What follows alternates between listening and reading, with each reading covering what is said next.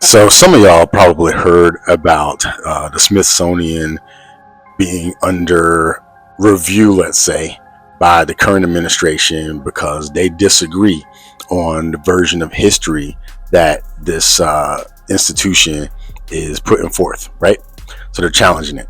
So what you don't know, because you probably don't know me, is for about 3 weeks in March, I served as a volunteer docent for the Smithsonian Exhibit. I'm not going to say which one because I don't want people saying stuff. And anyway, some people already know. At any rate, and I kept thinking to myself, how long before people start saying something about the Smithsonian?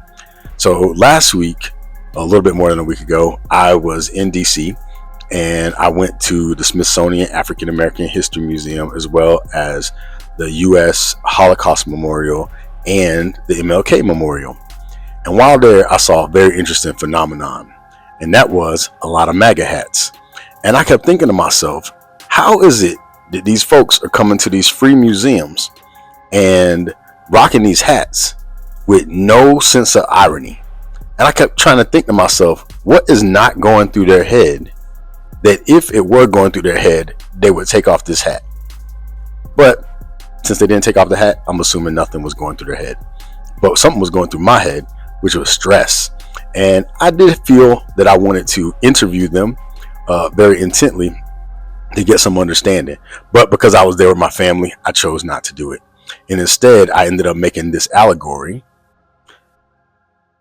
And with this allegory, I basically imagined what it would take for someone to go undercover into a MAGA type situation and what they would have to forget in order to be cool with what was going down.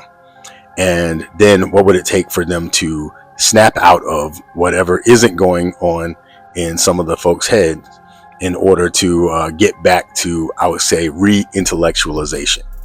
At any rate, it was a very interesting exercise to make this allegory, and I want to invite you to check it out. There's not a lot of things that I create that I say, oh, I hope this goes viral. Pretty much nothing. I usually write kind of like a lot of artists do. I create to create because I just have to create. Then I put it out there and then it does what it does or it doesn't do what it doesn't do, which is generally the case. But with this particular piece, I do want to encourage you to check it out. It's on my Substack. Link to the Substack will be with this video.